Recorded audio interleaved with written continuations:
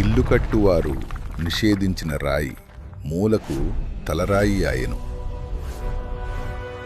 బైబిల్లో మనందరికీ తెలిసిన కొన్ని శక్తివంతమైన భాగాలుంటాయి.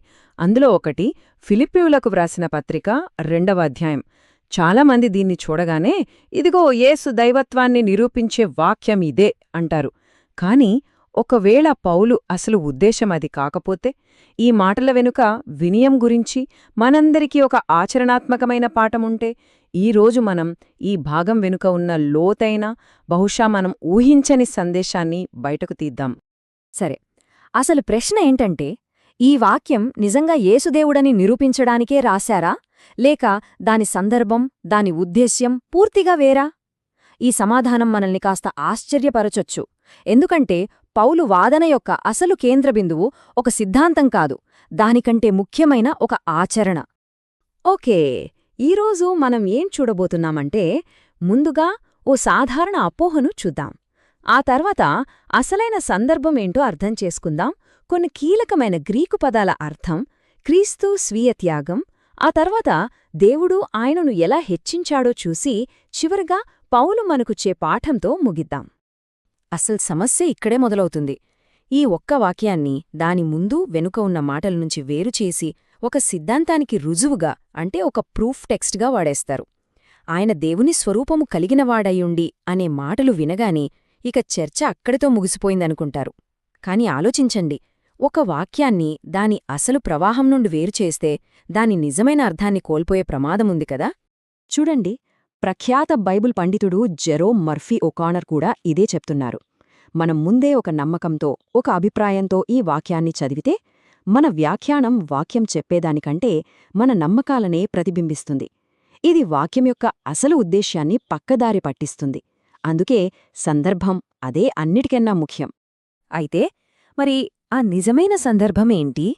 పౌలు తన వాదనను ఎక్కడనుంచి మొదలుపెడుతున్నాడు? కేవలం ఒక్క వాక్యం వెలక్కి వెళ్తే చాలు, అంత స్పష్టమవుతుంది. ఇక్కడే ఉంది అసల్ కీలకం.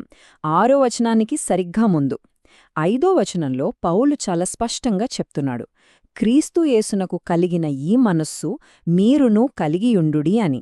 దీని అర్థమేంటి? పౌలు ముఖ్య ఉద్దేశం ఒక సిద్ధాంతాన్ని రుజువు చేయడం కాదు, విశ్వాసులు క్రీస్తు చూపించిన అదే వినయపూర్వకమైన మనస్తత్వాన్ని అలవరుచుకోవాలని ప్రోత్సహించడం. సో ఈ మొత్తం భాగం వినయానికి ఒక ఉదాహరణ అన్నమాట. సరే, ఈ భాగాన్ని ఇంకా లోతుగా అర్థం చేసుకోవాలంటే 6వ వచనంలో 2 కీలకమైన గ్రీకు పదాలున్నాయి. వాటిని అర్థం చేసుకోవడం చాలా అవసరం. ఈ పదాల సరైన అవగాహన మనకు ఒక కొత్త కోణాన్ని చూపిస్తుంది. మొదటి పదం మోర్ఫే. దీన్ని చాలాసార్లు స్వభావం అని అనువదిస్తారు, కాని అసలు విషయం అది కాదు. పండితుడు కెనెట్ వ్యూస్ ప్రకారం మోర్ఫే అంటే ఒకరి హోదా లేదా ర్యాంక్. ఉదాహరణకు, ఒక రాజు రాజస్వరూపంలో ఉన్నాడు అంటే ఆయనకు ఆ అధికారం, గౌరవం ఉన్నాయని అర్థం. అలాగే దేవుని స్వరూపం లేదా మోర్ఫేథియో అంటే దైవిక స్వభావం అని కాదు, దైవిక హోదా లేదా అత్యున్నతమైన స్థానం కలిగి ఉండటం. చూడండి, ఈ స్లైడ్లో ఆ తేడా మనకు స్పష్టంగా కనిపిస్తుంది. పౌలు ఇక్కడ 2 వేర్వేరు స్వభావాలను పోల్చెట్లేదు, 2 వేర్వేరు హోదాలను పోలుస్తున్నాడు. ఒకవైపు దేవుని స్వరూపం అంటే అత్యున్నత హోదా, మరోవైపు దాసుని స్వరూపం అంటే అత్యల్ప హోదా. క్రీస్తు ప్రయాణం ఈ రెండింటి మధ్య జరిగిందన్నమాట. ఇక రెండో ముఖ్యమైన పదం హార్పాగ్మోస్. దీని అర్థం పట్టుకోవడానికి లేదా లాక్కోవడానికి గట్టిగా ప్రయత్నించే వస్తువు. పౌలేమంటున్నాడంటే, యేసు దేవునితో సమానత్వాన్ని ఒక హార్పాగ్మోస్గా, అంటే పట్టుకొని వేలాడాల్సిన దానిగా ఎప్పుడూ చూడలేదు. తనకున్న ఉన్నత హోదాను గట్టిగా అంటిపెట్టుకోవాలని ఆయన ప్రయత్నించలేదు. ఈ ఆలోచన మనల్ని నేరుగా బైబిల్లోని మొదటి మనిషి దగ్గరకు తీసుకెళ్తుంది. ఇక్కడ పౌలు కావాలని ఆదాముకు, క్రీస్తుకు మధ్య ఒక బలమైన తేడాను చూపిస్తున్నాడు. చూడండి, మొదటి ఆదాము దేవునితో సమానత్వం కోసం ఆశపడి దాన్ని లాక్కోవడానికి ప్రయత్నించాడు. కాని రెండో ఆదాము అయిన క్రీస్తు ఆ ఉన్నత స్థానాన్ని అంటిపెట్టుకోకుండా వినయాన్నించుకున్నాడు. ఒకరి చర్య పతనానికి కారణమైతే మరొకరి చర్య హెచ్చింపునకు దారితీసింది. పండితులు దీన్నే ఆదాము క్రీస్తు శాస్త్రం అంటారు. ఓకే, ఇప్పుడు మనం కీర్తనలో ఇంకొంచెం ముందుకు వెళ్దాం. క్రీస్తు తన్ను తానే రిక్తునిగా చేసుకునెను అని ఉంది కదా, ఆ మాటకు అసలు అర్థమేంటి? అది దేన్ని సూచిస్తుంది? తన్ను తానే రిక్తునిగా చేసుకొనెను అనేందుకు వాడిన గ్రీకు పదం ఎకెనోసెన్.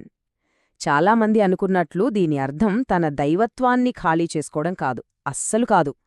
దాని అర్థమేంటంటే తనకున్న హోదాను, అధికారాలను, హక్కులను స్వచ్ఛందంగా వదులుకోవడం.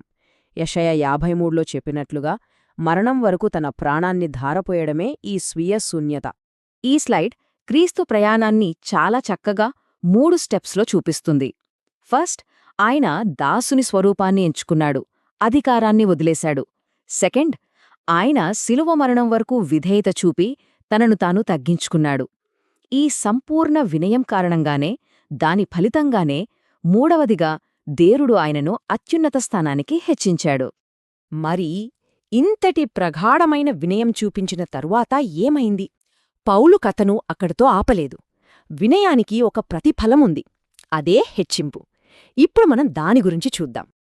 ఇక్కడ చాలా కీలకమైన విషయమేంటంటే, యేసును హెచ్చించింది దేవుడు.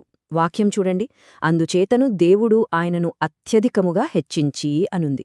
అంటే గౌరవాన్నిచ్చేవాడికి, దాన్ని స్వీకరించేవాడికి మధ్య ఉన్న తేడాను పౌలు స్పష్టంగా చూపిస్తున్నాడు. యేసు వినయానికి ప్రతిఫలంగా దేవుడు ఆయనను ఉన్నత స్థానానికి తీసుకొచ్చాడు. ఈ కీర్తన ముగింపు చాలా చాలా ముఖ్యం. యేసును అందరూ ప్రభుగా గుర్తించడం, ఆయన ముందు మోకరించడం, ఇదంతా చివరికి ఎవరి మహిమ కోసం జరుగుతోంది? వాక్యం చాలా స్పష్టంగా చెబుతోంది, తండ్రి అయిన దేవుని మహిమార్థమై. అంటే అంతిమంగా యేసుకు దక్కే గౌరవం కూడా తండ్రికే మహిమను తీసుకొస్తుంది. ఇది కూడా వినయానికి ఒక పరాకాష్ట కదా. సరే, ఇప్పటిదాకా మనం చర్చించిన అంశాలన్నిటినీ కలిపి చూస్తే విశ్వాసుల కోసం పౌలు అందిస్తున్న అసలైన ఆచరణాత్మక సందేశమేమిటో మనకు స్పష్టంగా అర్థమవుతోంది. కాబట్టి ఒక్కసారి మనం నేర్చుకున్నదంతా గుర్తుచేసుకుందాం. ఈ భాగం యొక్క ముఖ్య ఉద్దేశ్యం సిద్ధాంతపరమైనది కాదు, ఆచరణాత్మకమైనది. ఇది క్రీస్తు మనస్తత్వాన్ని, ఆయన వినయాన్ని, ఆయన స్వీయ త్యాగాన్ని మన ముందు ఒక అద్దంలా పెడుతుంది. మనల్ని కూడా మన స్వార్థాన్ని, మన అహాన్ని పక్కన పెట్టి ఒకరికొకరు సేవ చేసుకోవడానికి పిలుపునిస్తుంది. చివరగా ప్రొఫెసర్ జేమ్స్ డన్ మాటలతో ముగిద్దాం. ఆయన చెప్పినట్లు ఈ కీర్తన క్రీస్తు జీవితాన్ని 2 దశలుగా చూపిస్తుంది: మరణం వరకు వినయం, ఆ తర్వాత హెచ్చింపు. కాబట్టి మనం ఫిలిప్పీయులు 2వ అధ్యాయాన్ని చదివినప్పుడు యేసు దేవుడా అని అడగడానికి బదులుగా బహుశా మనం అడగవలసిన ప్రశ్న ఇది: నేను క్రీస్తువలే వినయంగా ఉండగలనా? ఆయన మనస్సును నేను కలిగి ఉన్నానా? ఎందుకంటే పౌలు ఉద్దేశం అదే.